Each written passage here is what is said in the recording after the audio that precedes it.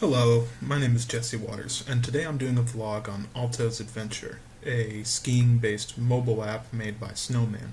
Now, I'm not playing it on my Android phone right now because recording software was being a bit buggy, so I'm currently playing through the Microsoft Store. However, it's having its own share of bugs and there's no audio coming out of the game, so unfortunately I can't grace you with the good sound of Alto's Adventure. This is going to be a critical video talking about why people would like to play Alto's Adventure, talking at length about the good points and the bad points of this game.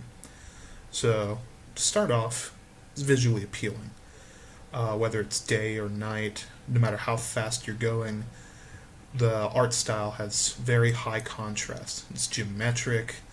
The colors really pop out to you without irritating your eyes, and it feels pretty. It's very pretty to look at.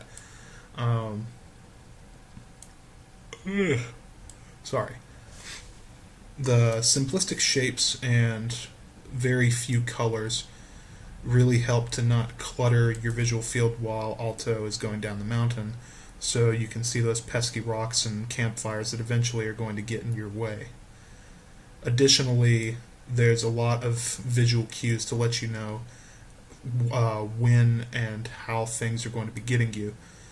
For example, whenever Alto reaches a certain amount of speed after doing tricks, he'll get a little speed bubble around him, and for a brief second he'll go super fast, and he'll go through any obstacles that get in his way. That way you don't get knocked off of your snowboard unceremoniously and have to restart the game. Which would segue into another strong point I feel this game has going for it is the gameplay itself. Alto will automatically go down the ski slope without any player input at all. It's up to you to choose when Alto jumps over obstacles, whether or not he jumps onto the bunting cables, knock down the little flags, whether he jumps onto the roofs, does some grinding.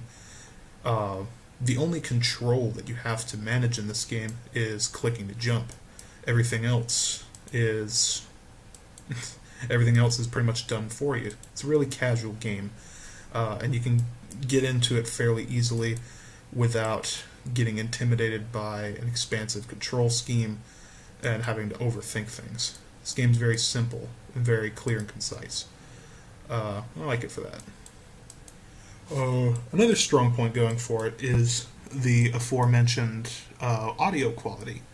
It's got a really nice soundtrack. Again, you won't be able to hear it here because of Microsoft Store being buggy, but I can tell you from when I was playing on the Android version of the game that the sound effects are very crisp and clear, and as demonstrative as the visuals, while the background soundtrack is very nice.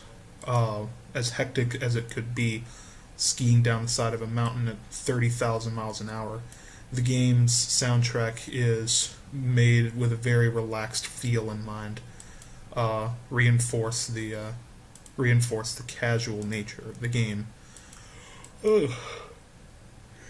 The combination of the good visuals, the good audio when you're playing in non-buggy conditions, and the simple but also crisp and involved gameplay makes puts a lot of good points for Alto's Adventure. However, I would like to mention that due to the nature that Alto's Adventure, you're skiing down what appears to be a pseudo-randomly generated ski slope, there will sometimes be the problem of you encountering an obstacle that you don't really see a way out of. For example, a couple of runs previous to this recording, I messed up there, but a couple of recordings before this, I came across 5 rocks in a row and speeded through the first 3 and then hit the 4th one and died, and I wasn't able to jump fast enough. So I would put as a strike against Alto's Adventure, being that it's a randomly generated slope. Sometimes the game will get a little too happy and throw too much hard stuff at you just to knock you down and force you to start over. that sort of goes hand in hand with a somewhat variable difficulty. When you're just going down the slope collecting coins and llamas, it's pretty easy, but right when you get up to the point where the camping man gets on his horse and chases you down the mountain with a stick and tries to beat you over the head, the game gets a little bit more frantic because the guy, regardless of how fast you're going, the the angry stick man will continuously rubber band towards your position, speeding up uh, and being ever so slightly faster than you. So you've got to get away from him before he beats your head in with a stick. It's a nice element to the game, but it can also be fairly annoying at times because you might encounter a region of the ski slope where there's no bunting cables to grind on, no roofs, and not a big enough slope to do backflips off of. So you won't get the speed boost necessary to get away from him, and then you'll just die without recourse. Uh, but yeah, the game only really gets difficult when he shows up, and sometimes you might luck up and jump across a chasm right after you meet the guy, and he won't follow you over those. See, there he is right now.